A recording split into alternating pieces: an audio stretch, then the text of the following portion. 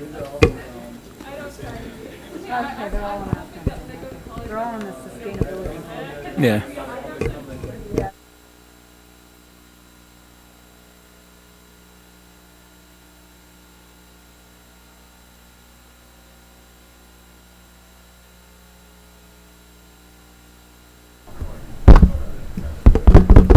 That's a loud one.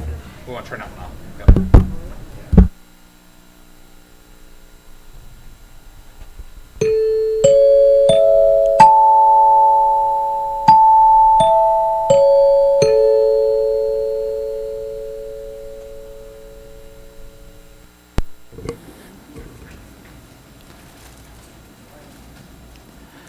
Welcome, everyone. Welcome to the Modesto City Schools 1471st regular board meeting of January 18, 2022. Happy New Year's to everyone out there. This meeting is now called to order, and no action was taken by the board in closed session. I will now conduct roll call. Student Rep Bananca. Here. Trustee Irvin. Present. Trustee Maestas. Present. Trustee Marks. Present. Trustee Mejia. Present. Trustee West. Here. Vice President Brown. I am here. And President Lopez here.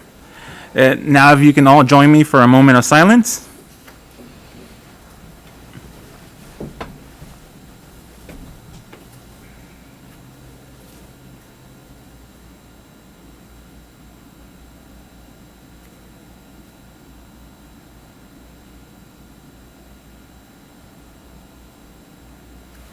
Thank you. Good evening, everyone. This is the open session meeting of the Board of Trustees that is being live streamed at the direction of the board. The live stream is available at the district website, and the recording will be available for viewing the day after the board meeting. Modesto City School Board meeting has been adjusted to follow health and safety precautions until further notice. Modesto City Schools has provided an opportunity for the public to provide comment. It is outlined in the agenda. The public has been given an opportunity to call and leave a voicemail, send us a comment via email, or appear in person before the board.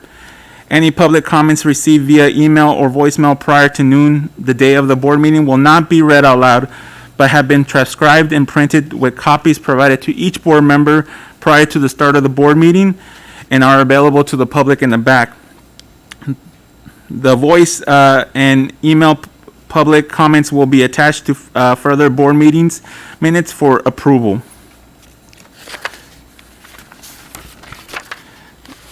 And I would like to refer anybody who needs translator service to Ms. Gladys Duarte at the podium. Ms. Duarte?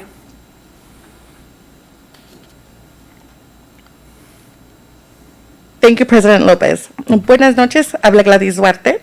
Si necesitan servicios de interpretación al español, por favor de llamar al 1-805-324-7680 e ingrese el código de acceso 830-287-380 más la tecla numeral. Este es el número totalmente gratuito. Nuevamente llame el número de 1-805-324-7680. Ingrese el código de acceso 830-287-380 más la tecla numeral. También puede accesar a estas instrucciones en nuestro sitio web en mcsforkids.com, dirigiéndose a la parte inferior de la página Quick Links y haciendo clic en Board Agendas para ver la agenda de esta noche. Gracias. Thank you. Thank you. If you wish to address the board during the period for public comment on a subject that is not on the agenda, you must complete a public presentation request card and submit it to the board prior to the period for public comment. If you need assistance from our translator, please indicate so on the request card. Every person who wishes to address the board, please fill out the card. You will find cards in the lobby. You can hand them to Ms. Chambers in the back. She's back there. If you plan to speak on a topic, please fill out the card now, as no cards will be accepted after the period for public comment has begun. The maximum time for any speaker is 3 minutes, for a total of 30 minutes. Thank you. And now I'll lead us into for the Pledge of Allegiance. Ready? Salute. I pledge allegiance to the flag of the United States of America and to the republic for which it stands, one nation, under God, indivisible, with liberty and justice for all.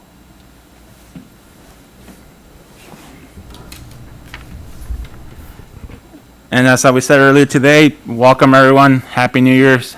Let's hope that 2022 is a great one for everyone here and for our district as a whole and Modesto as a whole. We're going to start off our night with our superintendent and her welcome and announcements. Wonderful. Thank you, President Lopez. First off, I want to Happy New Year to everybody. This is our first board meeting of this year. While it certainly has been, we've gotten off to a little kind of a rocky start. One thing that I do know is that we're all in this together. There isn't a single sector in our city, in our state, in our county. We're all in this together. Every business is feeling the same effects that we are here at school. I do want to take a moment to just say thank you, a heartfelt thank you to teachers, to staff, to admin. People are filling in everywhere to ensure that our schools stay open. They're not looking at their job description saying, no, this isn't my job, this isn't what I was supposed to do, that's not what I was supposed to do today. Everyone's just pulling together just like we did at the very beginning of the pandemic. So it really is heartwarming to know that we can wake up tomorrow and have 50 positions that we need to fill, and everyone's getting together to fill out how to fill those positions. And so I really do want to thank everybody, and that includes teachers, the district office staff who have been amazing at filling certificated or even admin positions at our school sites, our managers, administrators, students, and parents, and everyone's been pulling together, and appreciate that. As we move into the second half of the school year, there is a lot to be proud of. There's a lot to to really look at and say, I really wish it wasn't this way, but there really is a lot to be proud of as well. Something specifically that I'd like to talk to tonight is Downey football team.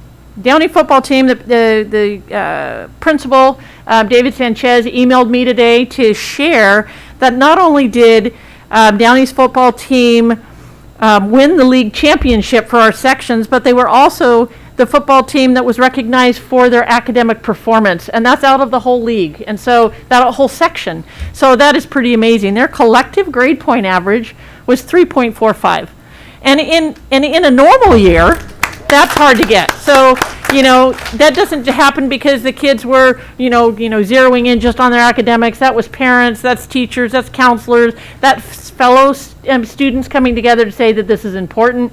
And so the Downey football team really is a model for all of us to really aspire. That the character traits of perseverance and responsibility is demonstrated right there. So very excited and very proud of that team.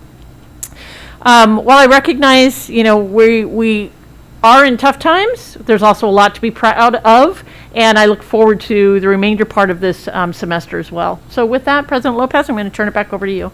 Thank you very much. And we'll be moving to A6, the Board of Education members reports. Is there any board members that would like to have a report for us tonight? Okay, I see Maestas and Trustee Marks. And Trustee West as well. We'll start with Trustee Maestas. Thank you so much. Not really a lot to report, just my kiddos went back to school, and so they were excited as much as I was to have them going back to school after 3 weeks of break at home.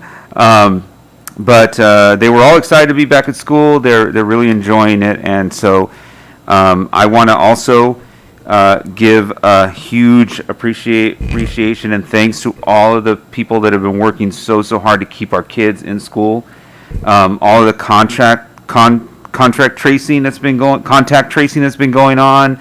That is, I know administrators that have started at 7 a.m. and ended at 9 o'clock just tracing.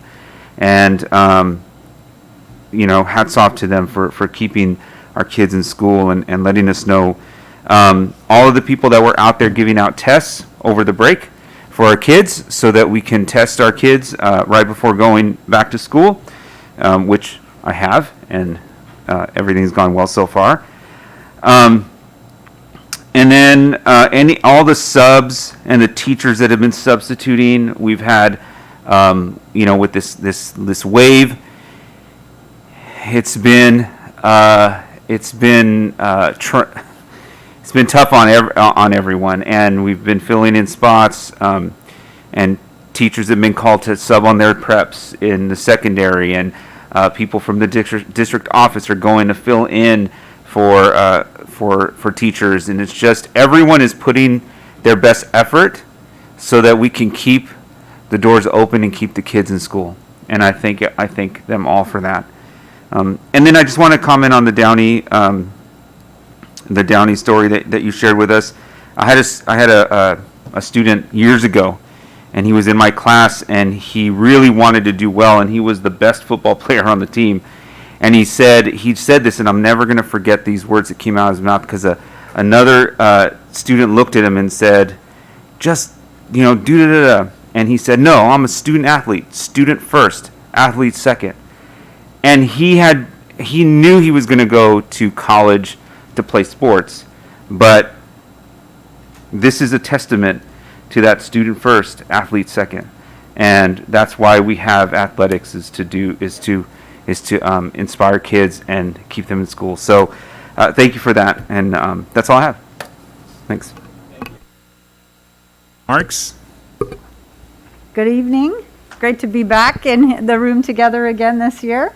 I had 3 things to report on. The California Large Suburban Districts had a meeting last week, and we got an update from the governor, or from the governor's office, about what's happening on some things. So I'm just going to give a few highlights of the meeting as we went over it.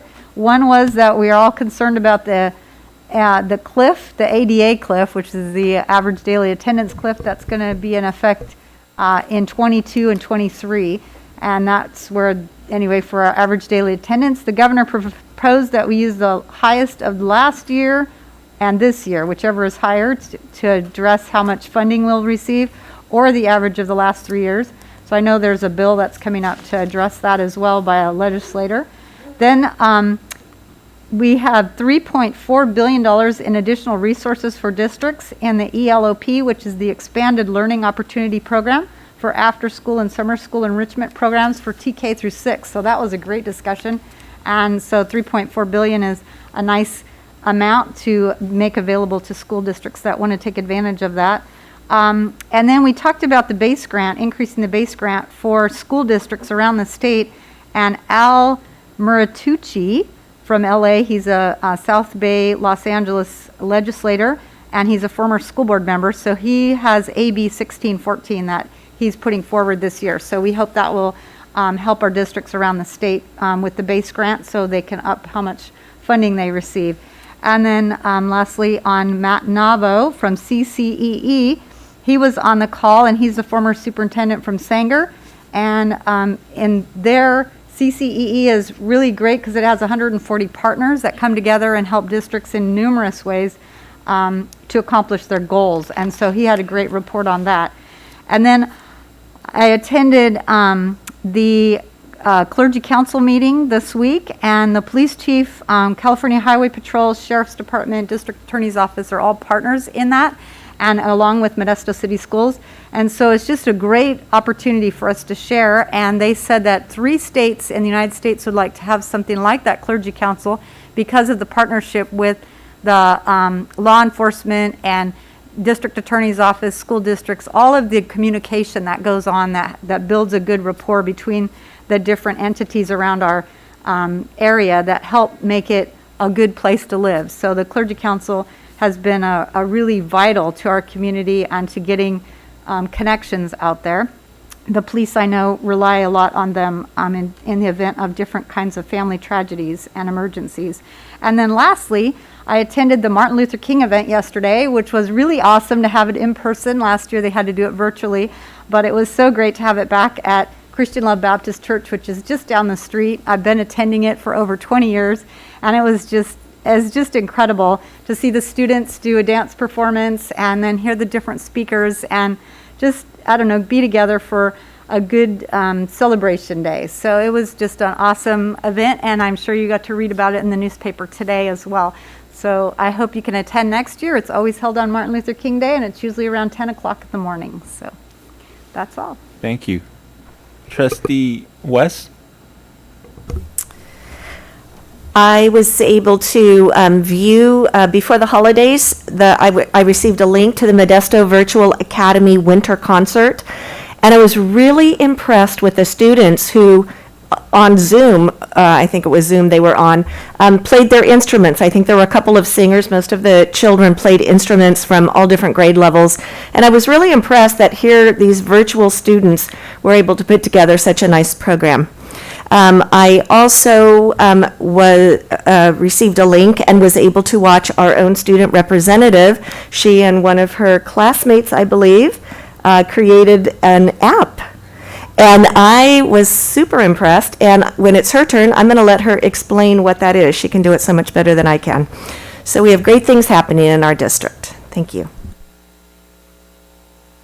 Thank you very much. Trustee Irvin? I just wanted to say just to reflect on the Downey situation. They did an excellent job, and then one of the players, I'm his mentor, so I've been mentoring him. And his brother doesn't play football, but yeah, Christian does, and watch him come a long way. You know, both student-wise and athletically. So it's good to hear that about Downey. Setting the standard. Thank you very much, Trustee Irvin. Is there any other board member that would like to speak? Or no, hearing none? Well, even though this is a brand new year, we're in the middle of one special year ourselves, which is the 150th anniversary of Modesto City School District. And we've been having celebrations throughout the last year, and we're going to be having some more this year. But for more on that, we're going to turn it over to Ms. Noonan. Yes, thank you so much, President Lopez, and good evening to the board members as well as the members of the public and cabinet who are here to join us. I'm Krista Noonan. I'm the Chief Communications Officer, and as President Lopez mentioned, this is our 150th anniversary of Modesto City Schools, and we are conducting a year-long celebration just to try to mark the occasion, but there's so much to fit into 1 year, so I'm taking time in each board meeting to provide a preview of some of the different things that we're doing. One thing that we've done, and this was led by Becky Fortuna on my team, is we reached out to a local organization called Never Boring to help us with a video production. The video, actually there's several videos, but the purpose of the videos is to try to encapsulate some of the history of Modesto City Schools, and by doing so, we actually brought in former graduates, prominent community members, staff members, some of the board trustees, so we've really tried to have a good diversity woven into these videos. So tonight I'm going to show you 2 videos. They're, I think they're each right around 2 minutes long. We are working on several different videos with different themes, but the first video that you're going to see, and then I'll introduce the second one after this one plays. The first video is talking about looking forward and the future for Modesto City Schools, where our history has been. And this particular video features many people, but among our honored trustee Irvin is in this video. And then we also have Gladys Williams, who I just love Gladys. She has been with the district for 50 years. And she's a teacher. So it's just really neat to hear their perspectives. So let's go ahead and play the looking forward video. Over the last 150 years, Modesto City Schools have proven its commitment to the education of our children's future.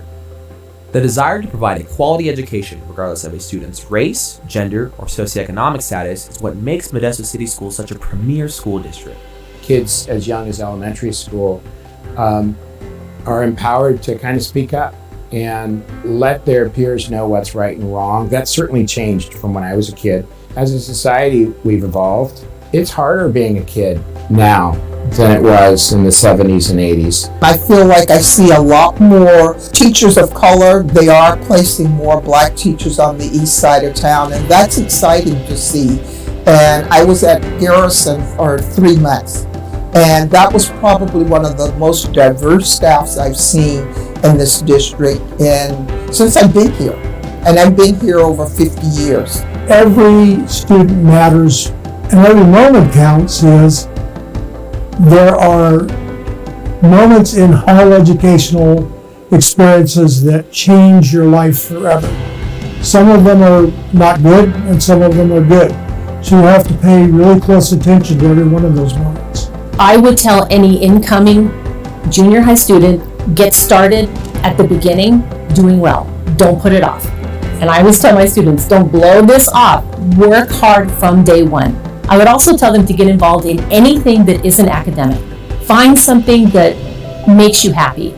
Yes, I would just like to say about the future of Modesto City Schools to our parents, our families, our students, our staff, is that we are headed in the right direction.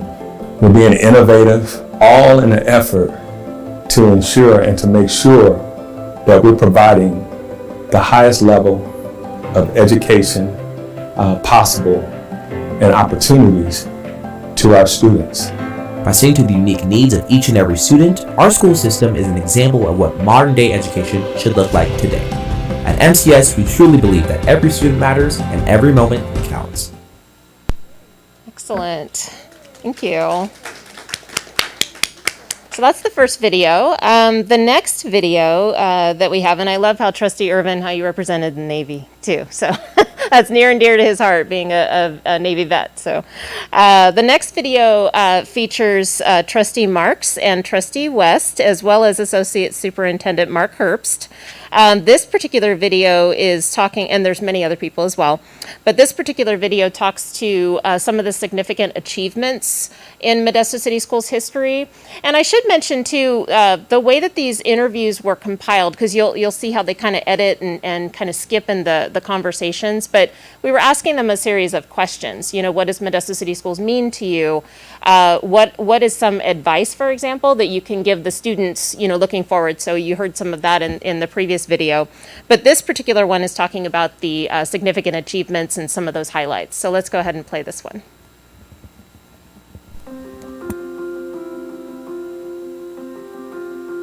So the most amazing thing is we put world religions as a required course.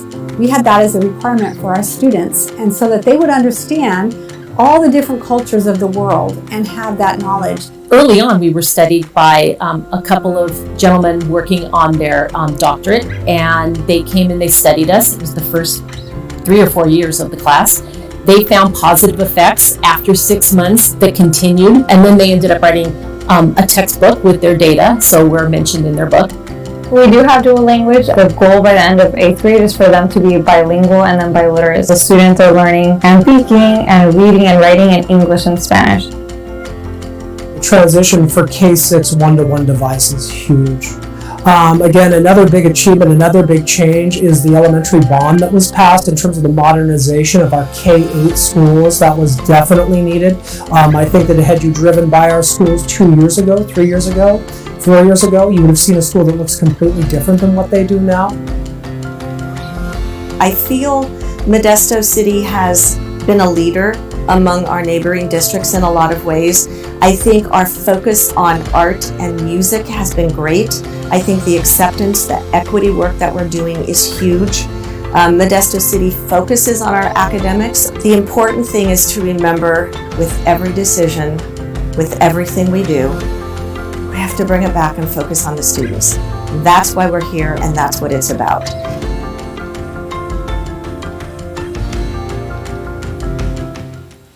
Yay. So again, that's a preview of some of the videos. We also have additional videos, one of which is on innovation and career technical education, so that'll be featured as well, and perhaps I can show that at a future board meeting. And then we also have another video that they're working on our work in the equity area, which I think it was Trustee West who mentioned that, or it could have been Trustee Marks. But our work in the equity area, as well as our community involvement and parent involvement. So we have a oh my gosh, a wealth of resources and interviews. And I should mention too that some of that footage that you see in these videos, that's what's called B-roll footage. It's footage that we can use that's stock footage, but some of the footage, they're not wearing masks, but that's because these videos are going to live on in perpetuity. So it was just something that we really wanted to show, a diversity of where we've been, but also the current situation right now as well. So I'm happy to take any questions and answer any questions that you may have. Is there any questions for Ms. Noonan? No. Thank you so much for that. It was awesome to see. Thanks. Thank you so much. It was awesome to see a lot of our colleagues here and our staff. It's amazing what we've done in 150 years, and hopefully in 150 years someone looks back at these videos and you know, sees the work that was planted today, and that we're in a lot better situation there as well. So thank you. 300-year anniversary. Exactly. I plan to be there. I'll be sitting right next to you. And now we're going to be moving on to A8, approval of consent agenda. Are there any comments regarding consent agenda items from our public? Is there any comments from our board? Trustee Marks? I would just like to have item D1, just tonight, to be approval of the schedule for the graduation and not the assignment of the board members for the different graduations, to have that at a future date. And if that's amiable to everyone, then is that okay if we just approve it as the schedule? Great, so that would, is there anyone have an issue with that? Okay. Superintendent Noguchi, is that we good? Okay, so we would approve. So we would approve the consent agenda as is, with just the exclusion of assignment of board members for each ceremony for D1. Do I hear a motion to approve the consent agenda? I move. And I'll Moved by Maestas and seconded by Marks. All those in favor, raise your hand and say aye. Aye. Any nays? Any abstentions? Trustee Irvin, do we have an aye from you? I'm looking at the schedule. Or an Aye. okay, it's an all right. This motion carries unanimously, and now we'll be moving to the approval of the order and discussion and action of our agenda. Is there any comments on this section, on the order? No, seeing none. Do I hear a motion to approve the order and discussion of the discussion items? Sorry. Motion by Trustee Mejia and seconded by Trustee West. All those in favor signify by saying aye and raising your hand. Aye. Any opposed? Hearing none. This it passes unanimously. And this leads us to our peers for public presentations. Thank you for tonight's for showing your interest in tonight's meeting and showing your interest in our schools. I have no cards tonight. We hope that in the future you'll come out and share your thoughts with us. We always appreciate them and we welcome them. So since I have none for tonight, we'll be moving on to B1, student representative to the board report. Ms. Banaka? Thank you, President Lopez. First and foremost, I hope that you all are having a great day. We had our past inter-high meeting last week on Monday, and many schools right now are currently working on their homecoming and the formal dances. Of course, they are very cognizant of the recent surge of COVID-19 cases, and they are really doing their best to make sure that their events are safe and that they're following the CDC guidelines. We also worked on planning our service project, and we finalized the week that the project will run through, which will be the last week of February. So everyone will be able to kind of finish with all of their homecoming stuff, and then they'll take a little bit of a break, and then they'll head into the fundraiser. And then finally at the meeting, I presented the results of our district-wide socio-emotional survey, and I asked students 2 questions. I asked them, how can we help better inform students about the available services, and how can we help reduce barriers and stigma? And so we had a lot of ideas, and so some of the highlights were, for example, one student brought up that after a student takes the survey, if they responded that they don't know where certain services are or how to access them, then right after that survey there should be a page that pops up with a link to the resources or information about how to access those. Students also kind of started touching on, really we had a really big discussion about the second question, which is how do we reduce barriers and stigma specifically. And we realized that a lot of students simply feel more comfortable talking to their peers about these types of issues. And to a certain extent, there's not really much that we can do to make these students talk to counselors and adults. Like, some students will simply just want to talk to their friends. And so then we kind of started problem solving and thinking about ways to address this, considering that some students will simply always resort to their friends. And so students recommended promoting peer counseling programs, possibly even having anonymous pen pal programs at schools. I thought one of the good ideas that we talked about at the meeting was maybe creating a district-wide required video that every student has to watch, which would essentially inform students how to be good supports for their peers when they're going through a mental health crisis. So similar to the district-wide video that we all have to watch about internet safety, maybe making a video like that about how to support your peers. And so I thought those were some of the good ideas. Of course, I'll be working with Ms. Hinkle to make sure that she receives all of this input that we got at the inter-high meeting. And then finally touching on the app that Trustee West mentioned, thank you. Basically, last year my friend and I entered in the Congressional App Challenge for our district, and we coded this app that would essentially connect teenagers, like high school students, middle school students, with senior citizens in the community that are stuck inside due to quarantine, or whatever it may be related to COVID. And it was kind of something that came from our experiences. I know for me personally, one of the reasons why I thought it would be such a good idea was because I worked on a lot of campaigns, especially during the peak of the pandemic.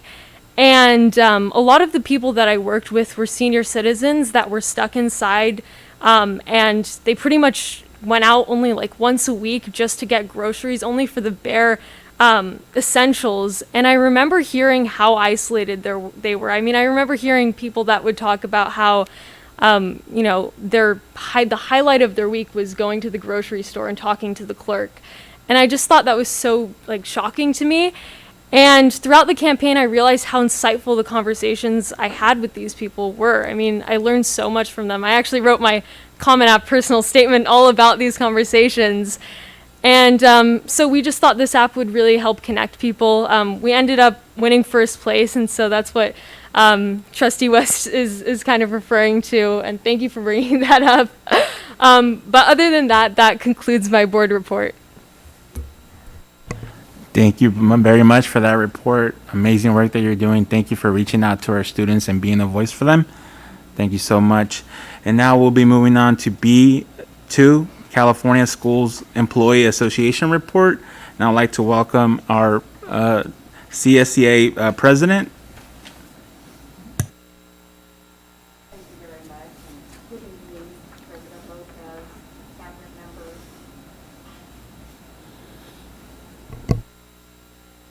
I'll repeat that.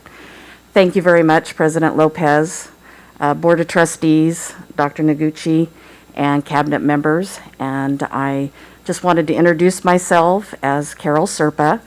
I am the newly elected president for our California School Employees Association for Modesto City Schools, Modesto Chapter 007. And I just want to let everyone know that we hope to serve the members and take care of any concerns and be there to address issues, whether it's with management and a member or whatever it may be at this time. And I just want to also let everyone know that our goal is to be a partner. I know that's what Dr. Noguchi has talked about. And we want to work with the district, and we want the best for our members.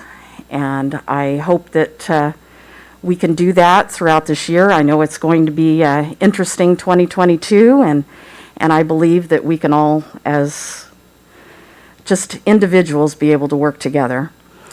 And I plan to be a voice for our members, and hopefully we'll be able to have other people come to this microphone, and so that you can get to know them also. So I thank you, and I hope you have a good evening, and take care. Thank you. Thank you so much.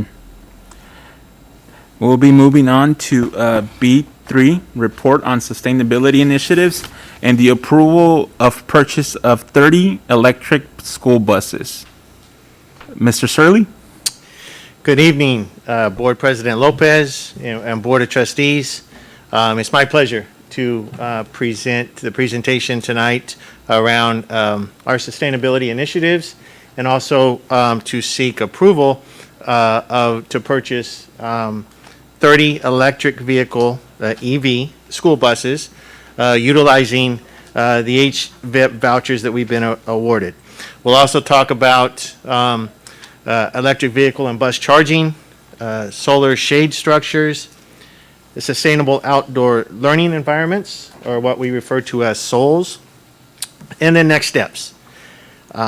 These initiatives will not only provide sustainability, but also stability, and it will set up our district, Modesto City Schools, as a leader in the San Joaquin Valley around electric buses and other energy conservation measures. We have a team of people here tonight that have worked on the proposal, worked on the presentation. Roger Orth, our Senior Director of Maintenance, Operations, and Transportation. Elliot Feldman with Schneider Electric. Schneider Electric is our partner in energy conservation for the district. Ryan Hahn, our Transportation Specialist. Gilbert Rosas, he's the architect of Stockton Unified's EV bus program, and we'll talk a little bit about that tonight. Joining us virtually is Kirk Hunter, another transportation specialist, and Gabe Heitman with AZ Bus Sales. And they will be joining us virtually. They could not be in attendance tonight. These initiatives align with District Strategic Goal 4.3, which is investing in school facilities and infrastructure for safe and clean facilities. Just a little information around California HVIP or HVIP. That is the Hybrid and Zero Emission Truck and Bus Voucher Initiative, and it provides vouchers for electric vehicles. It provides an opportunity for expansion of our fleet to electric vehicles without requiring replacement of older vehicles. Many of our bus replacement programs right now under the diesel program requires that bus be taken off, destroyed, in order for us to get a replacement. This does not.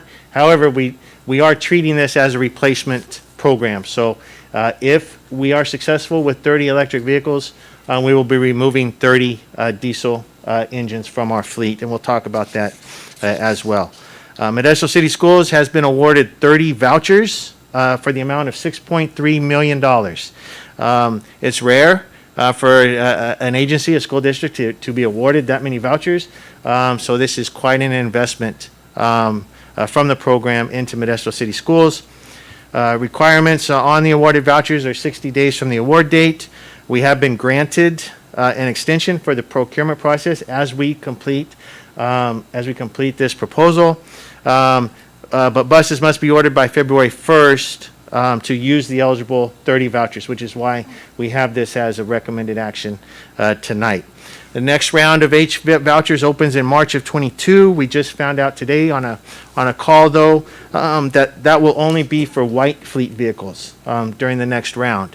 It will not, currently, it's not expected to include another round of buses in the next round. We have 62 diesel buses in our fleet currently, so we would be able to replace about half of our diesel engine fleet at the moment. And 5 of the new buses that we order will be equipped with wheelchair lifts for students with mobility issues. So if currently if we have a student in a wheelchair, the student can get on our bus and go to that athletic event, that field trip, or wherever they're going with their classmates on the bus. This slide just points out some potential savings of transferring from an electric bus or to an electric bus from a diesel bus. Obviously, we would be reducing our annual diesel fuel cost.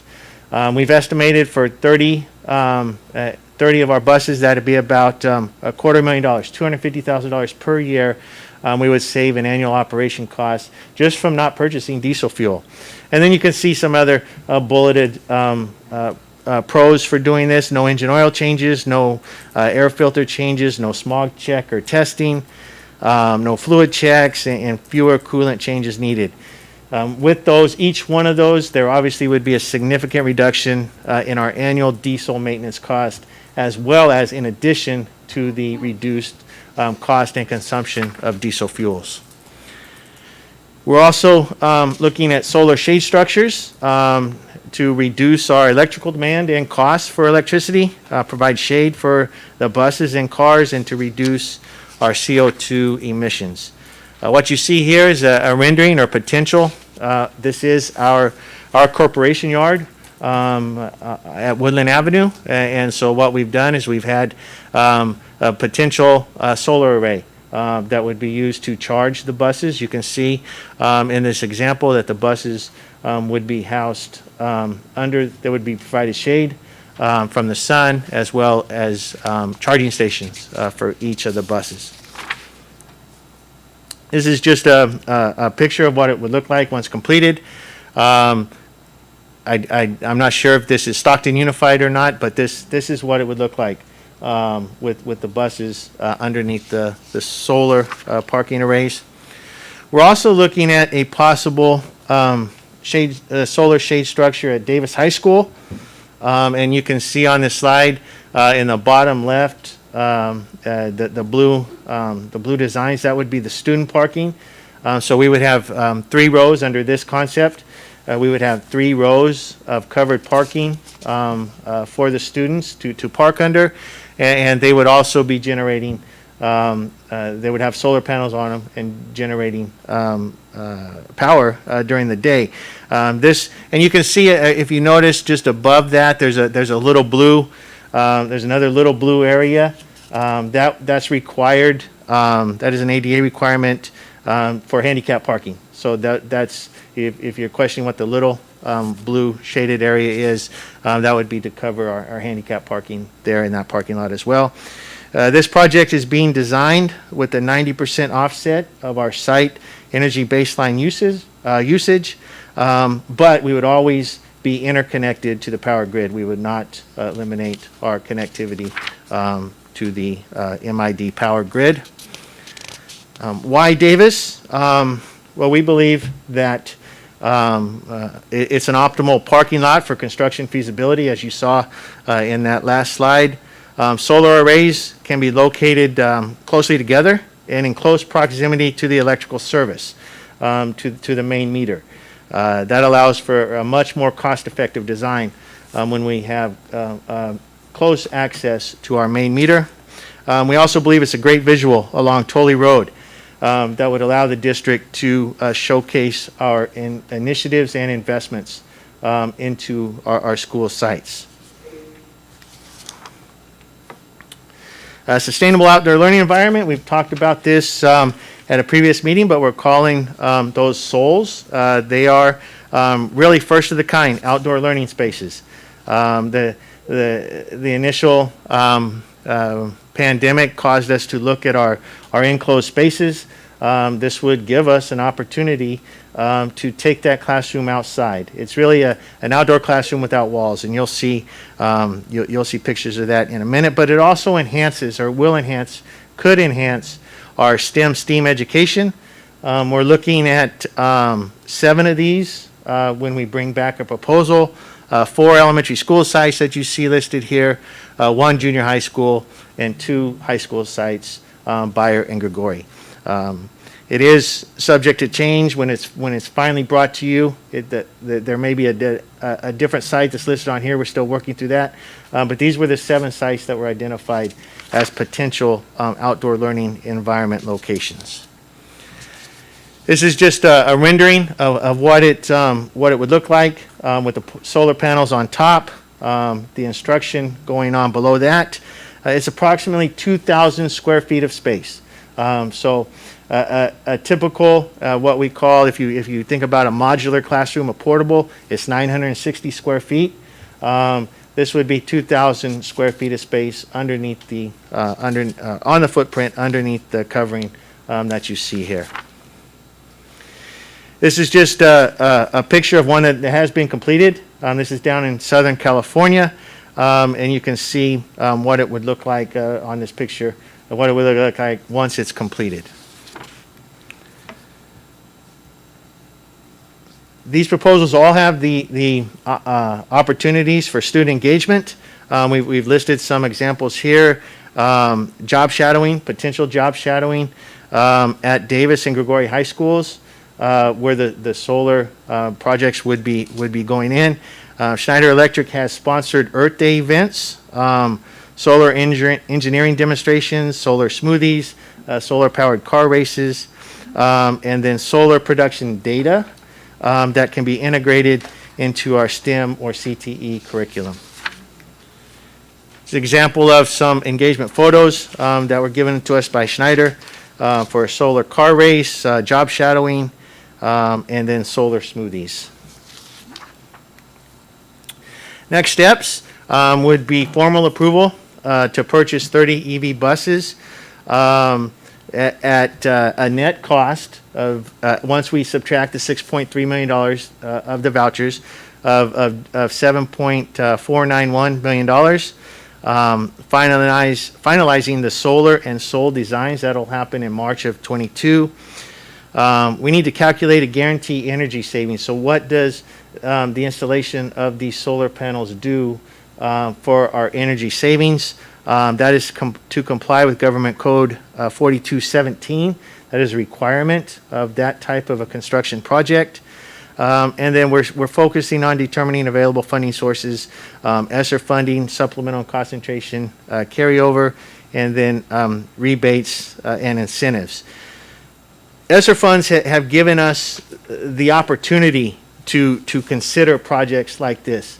Even though we're not going to be using ESSER funds for this, we're going to be using savings generated from the ESSER funding that has allowed us to have some operational costs in ESSER funding. It's given us some savings, and so we kind of have an opportunity now with funding, even though it's not actual ESSER funding, but the funds have given us the ability to consider this.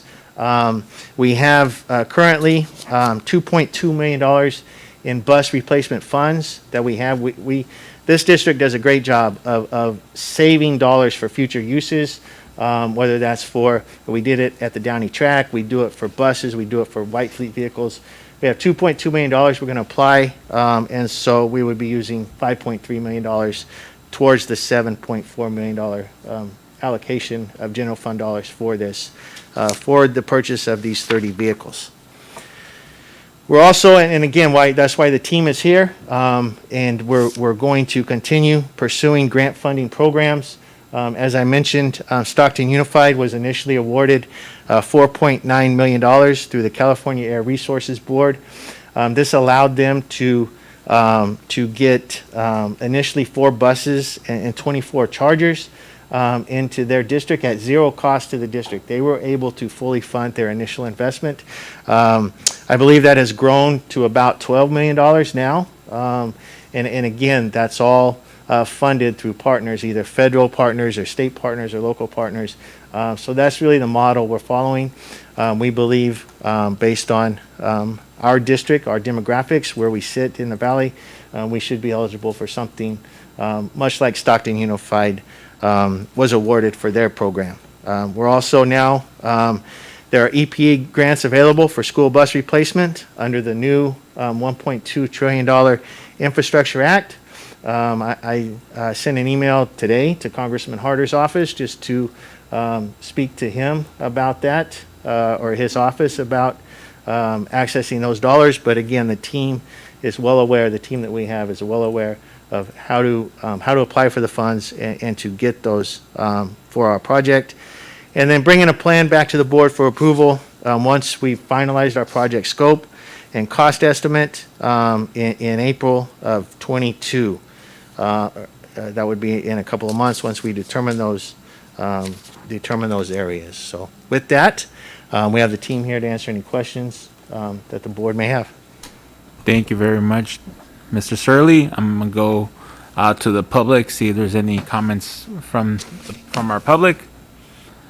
Seeing none, is there any questions or comment from our board members? I had Vice President Brown and following Trustee Maestas and Trustee Marks, and then Trustee West.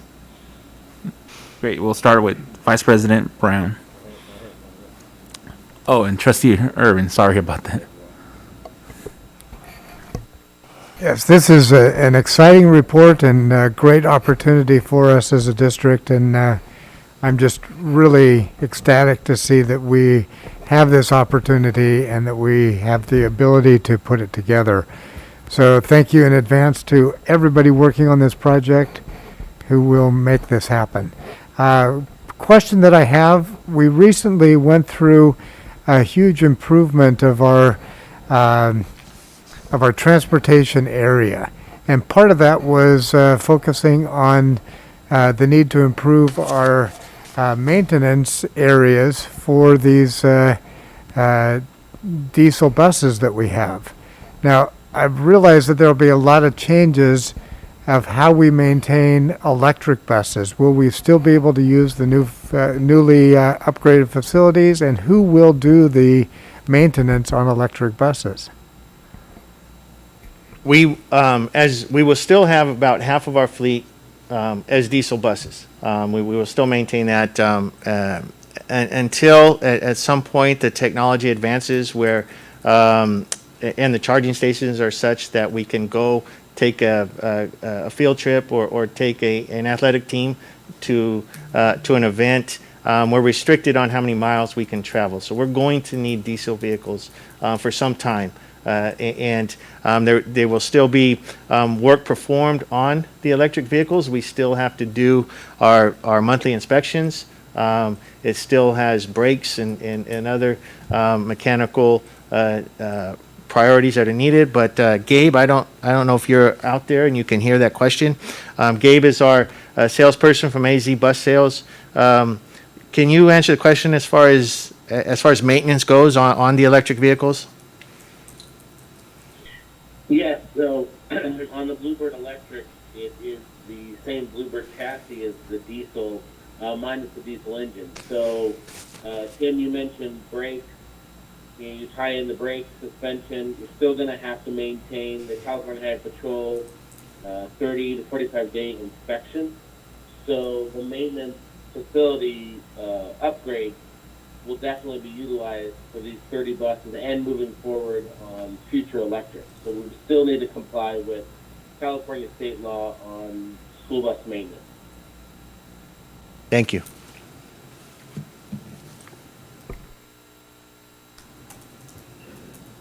Thank you. Trustee Maestas? Thank you. Great job, team. I just want to say that. I'm so excited for this. One of my big, I guess, passions here also is sustainability. And, you know, we won't have another 150, we won't have that celebration 150 years from now if we don't do our part to save the planet so that we have 150 years later on. So this is, I think, one way to set us up for the future.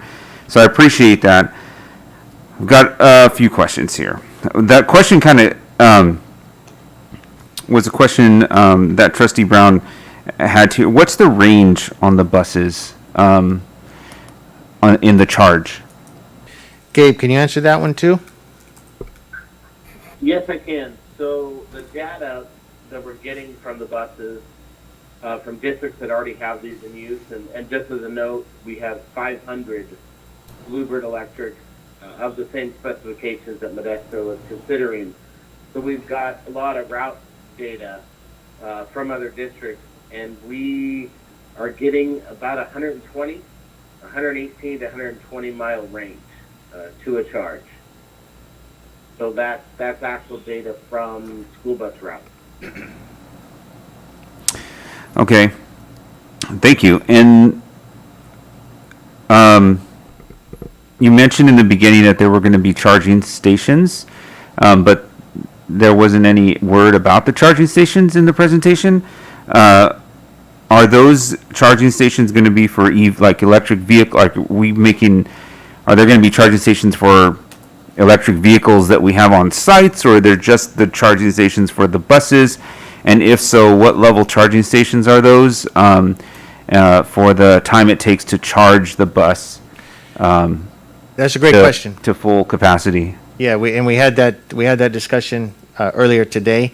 So these would be, we would be looking to put in charging stations right now for our buses. We don't have any white fleet electric vehicles at the moment. That's going to be a phase 2 or after we get this done. And I think, Elliot, if I'm right, is at level 2? At level 2 charging stations is what we're looking at. It's not the direct charge ones, because those have to be made available to public use in order to get certain funding incentives for those, and these are going to be in our maintenance corporation yard, and we don't want to have the public to have access to that. So right now we're looking at charging stations for our buses only, but we will be looking at the infrastructure to add our white fleet vehicle if we want some delivery vans or other things in the future as well. That leads me to my next question that I have here. Did you plan on applying for the next round of vouchers for those white fleet vehicles? Is that a confirmation, or is that I'm not sure who? Do you apply for that for us, Elliot? We were planning to apply for it for a second round of buses, and we just found out today that it does not apply to buses. So we will be applying for whatever we can get for future white fleet expansion as well. Those are used primarily for like small field trips, like those vans, and is that what the white fleet? We have a large range of white fleet vehicles in maintenance and operations, but we don't currently have field trip vans in the district. What I would be referring to is warehouse delivery vans, mail delivery vans. Okay. Things that we take from a centralized location and go out to our school sites. Currently, we do not have a fleet of gasoline engines, vans for athletic or any other use. Yeah, thank you so much. A lot of questions on that.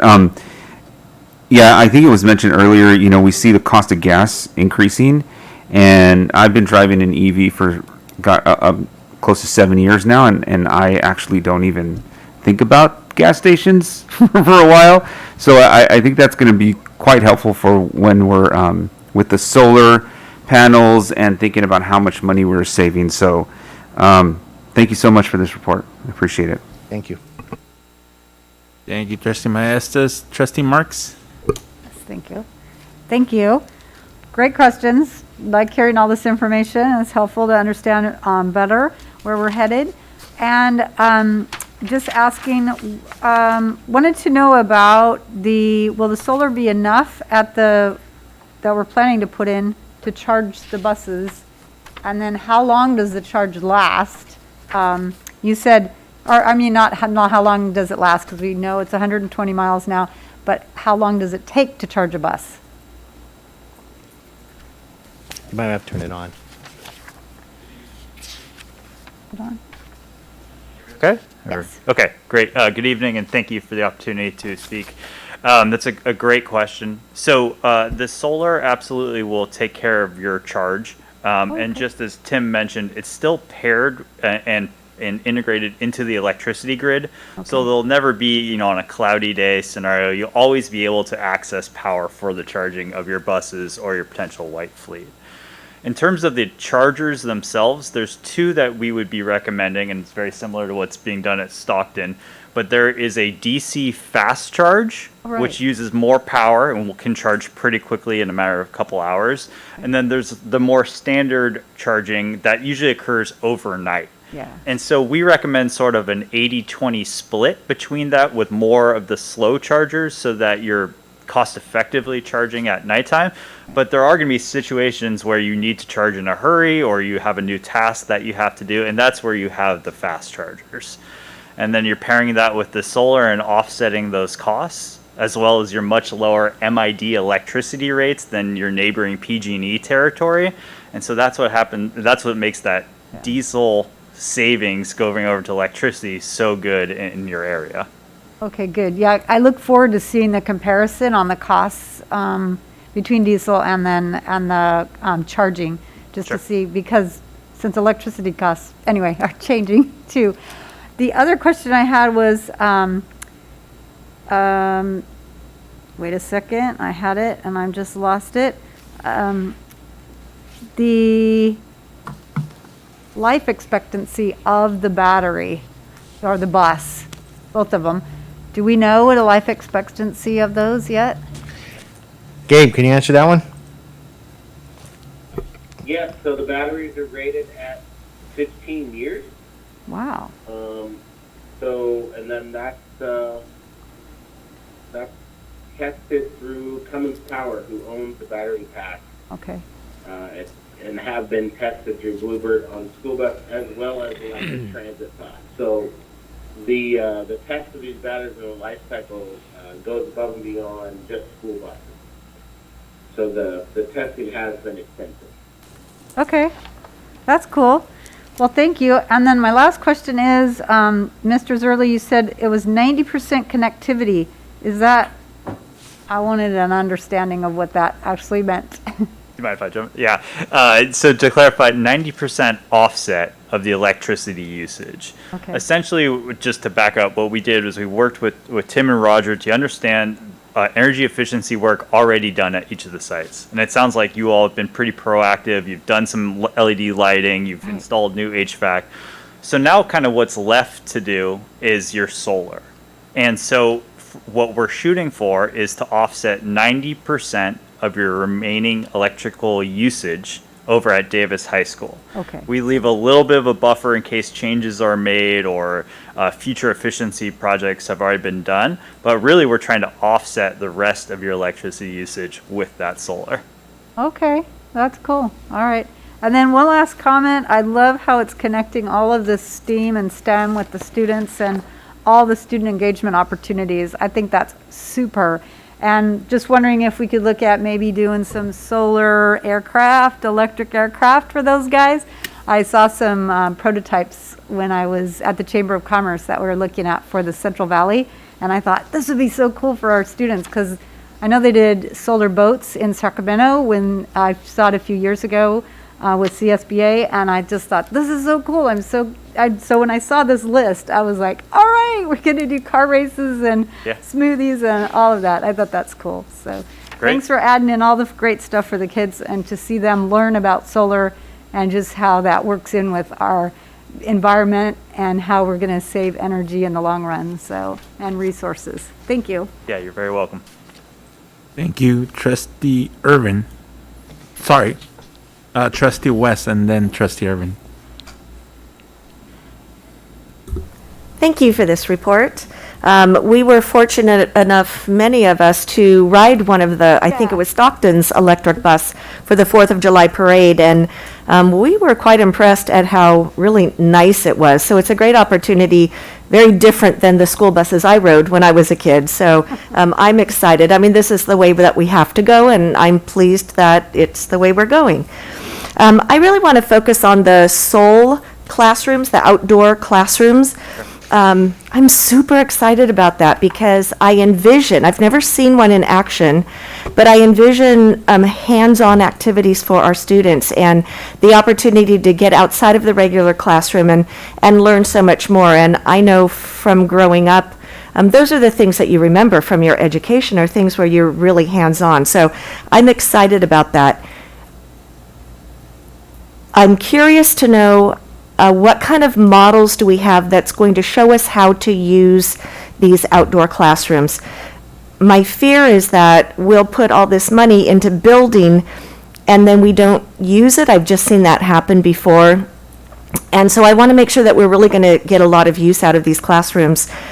So do we have schools that already have them that we're working with to kind of show us how to do it and to mentor us in that? And then second part of that is, as board members, is there a video that we can watch or a local classroom someday that we can go watch so that we can see this in action? I would be interested in learning more. Yeah, those are great questions and comments, and I definitely understand where you're getting at. So to back up, this project has only been built at one other school, Conejo Unified down in Southern California, as Tim mentioned. It's interesting. It came from a conversation with a science teacher saying, hey, I would love it if we could just get our students outside more. I feel like they're more engaged when they're outside. I feel like they're a little bit more proactive with their thinking and creative. And so we started down this path and we ended up building it. And that just coincided right at the time of COVID and needing to get students outside. So there's a lot of interest.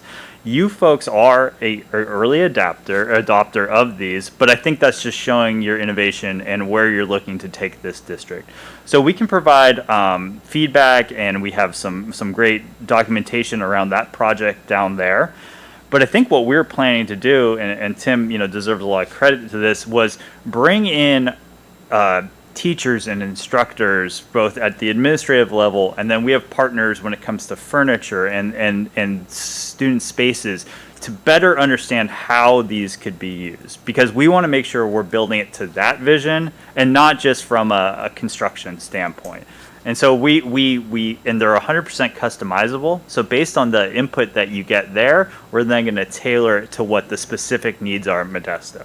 And that's going to differ, for your geographic climate, your interests, what you're trying to do, but we can really take it to exactly what you want. Sure. Thank you. Now we have Trustee Irvin, and then Trustee Brown, did you have a third? Okay.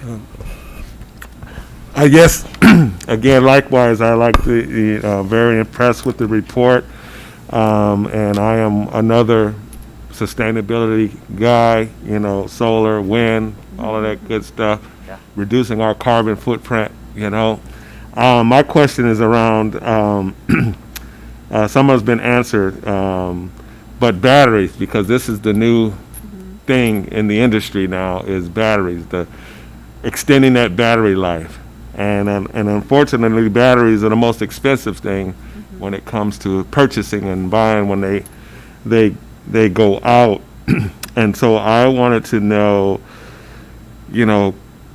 cost-wise, what do we build in cost-wise in terms of battery replacement? Although they say it's 15 years, but we all know anything mechanical and things could go before that. What's the warranty on batteries and, replacement costs and things like that can, because it's going to happen, it's going to happen.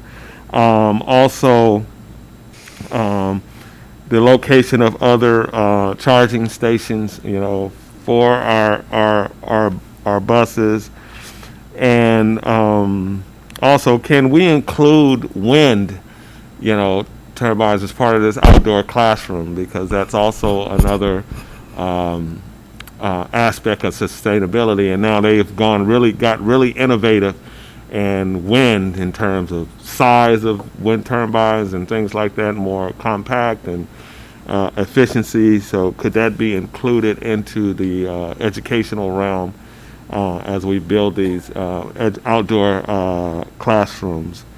So my thing is more around the batteries, because everybody's getting into the battery game, Tesla, QuantumScape, and Now the Chinese are the big, number one in batteries and things like that. So is our dependency on batteries going to depend on China? So I'm just trying to find out, because those are the cost-wise right now really high with batteries. Yeah, it might be more of a Gabe question. Yeah, can you take that, and then I'll talk about the district. Go ahead, Gabe.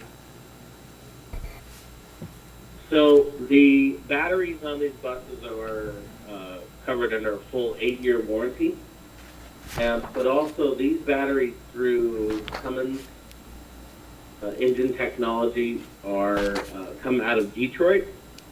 So currently we aren't relying on, that we're not buying the batteries completely from China. We're getting them through Cummins Direct at this point.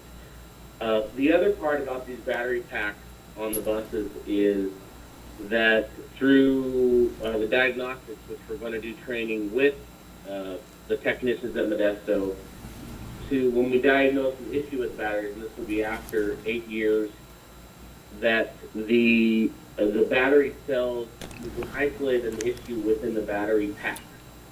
So that cuts down the cost. If you have a cell that is bad within the battery pack, you'll be replacing the cell and not the entire battery pack in the in the system.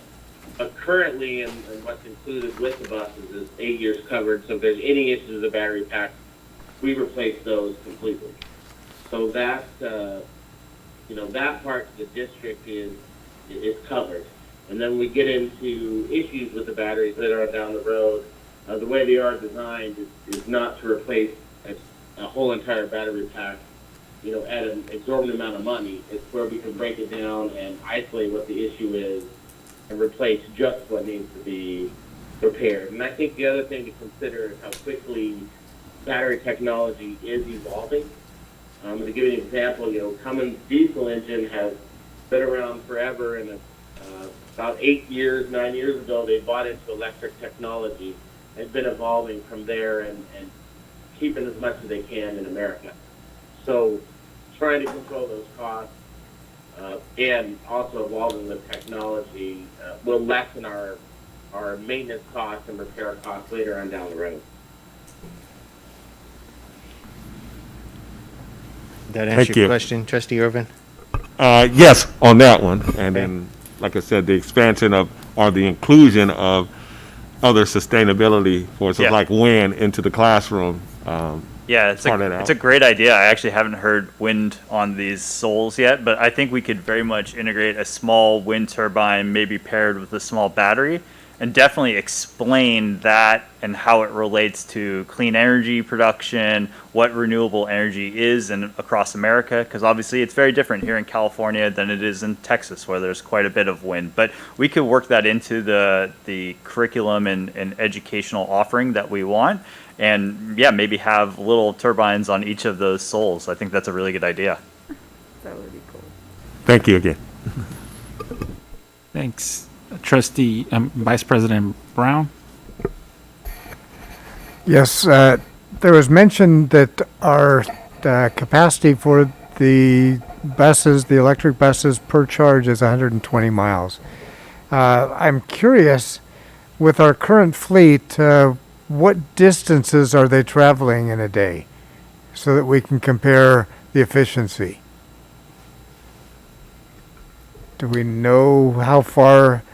We usually track it by annual miles, but we do not have any. I don't want to speak for Ryan. He can come up and correct me if I'm wrong, but we don't have any of our home to school routes exceeding 100 miles in one day that we have. Can I tag on to that question? My question was around the cost of maintenance of electrical bus to a cost of maintenance of our fuel fleet annually.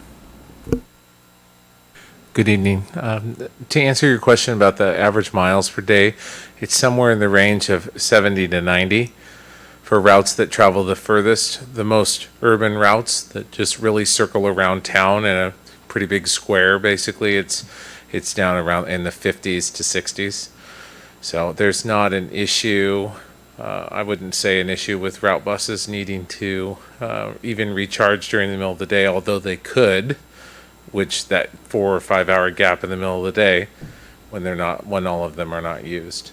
Yeah, and I think as far as maintenance goes, the age of the bus and the condition of the bus varies, but it's in the neighborhood of $3,500 to $5,000 a bus a year is what we've calculated our maintenance costs to be.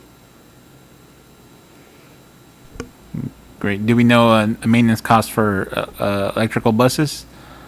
There would need to be, as mentioned, it's under warranty for first so many years. So those anything that would be covered by the warranty. But Gabe, do you have any knowledge yet on what annual maintenance costs on an electric bus is? Well, the maintenance cost will be this year, which is the same that other districts are in at this point, is the just your 45-day inspection, check brakes, and check everything per DOT and CHP requirements. But there is a saving on maintenance of these buses later on down the road, which is a lot less moving parts.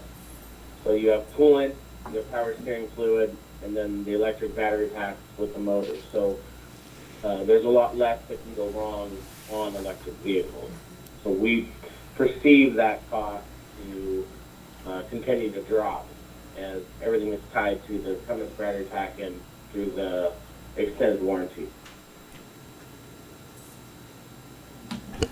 Thank you. We have additional questions. I'll go to, so both, sorry. I'll go to Trustee Maestas and then to Trustee West. Mine is for our student representative. Thank you. I forgot to ask this question. On the Seoul sites, is there a possible, like, are we thinking in the future maybe expanding this to other sites as well if they work out well? And Absolutely. I mean, it's typical in a district with as many schools as we have. When something is innovative and working, then others want to participate as well. So definitely, we'd like to see how these work initially, and then expand to other school sites that have a desire as well. Thank you, Student Rep Mananka. Thank you, President Lopez and Trustee West. I just have a few comments. I'm really happy to see that we're going green. It seems like we're not only saving money with the new EV buses, but we're also saving the planet, and I think that's amazing. I hope that soon all of our buses can be electric. As Trustee Maestas said, we won't be having a celebration 150 years from now if we don't take care of our environment and our planet. And I just also like to bring a student perspective to some of the sustainable outdoor learning environments. I think that students are going to be really, really excited about this, especially students that have endured quarantine and being stuck inside for a year. I just know that when we do activities outside and experiments outside, the excitement of the classroom is palpable. Like, people are always happy to be, working outside and to just get a breath of fresh air. And so I'm really excited to see that. And then I'm also excited to see all of the opportunities for student engagement, especially the job shadowing.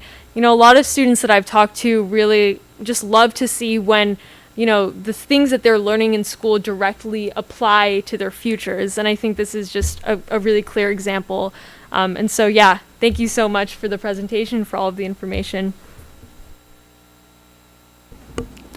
Thank you very much. And now, if there's no more comments or questions, do I hear a motion to approve the purchase of 30 electric school buses? So moved by Trustee Irvin, seconded by Trustee Mejia. All those in favor, raise your hand and say aye. Aye. Any opposed? See none, motion passes unanimously. And now we'll be moving on to our final item on tonight's agenda.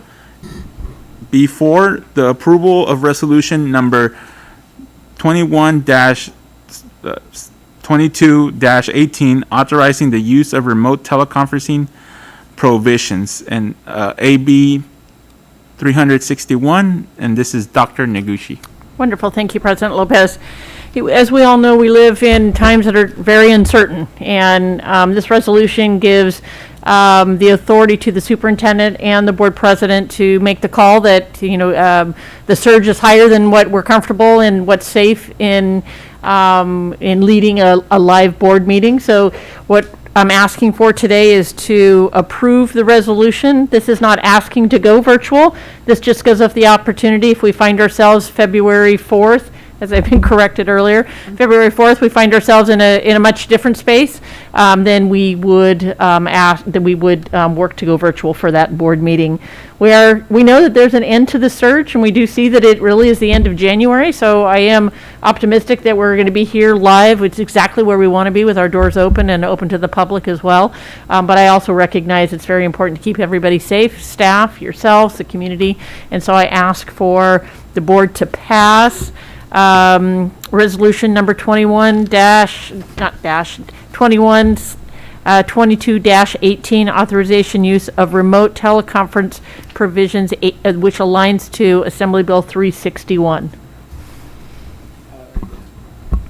I motion that we approve resolution 21-2218, authorizing the use of remote teleconferencing provision.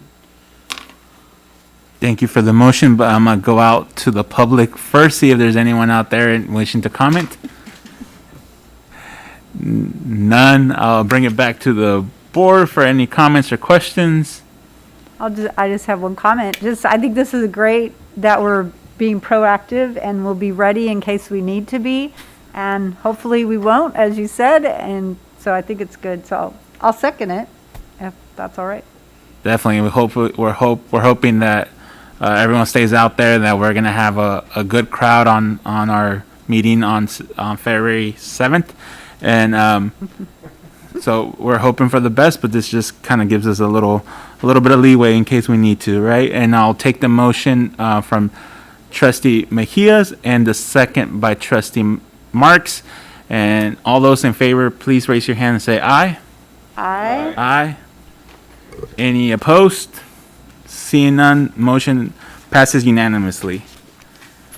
And now is there any items to be placed on future Board of Education agendas from our board members?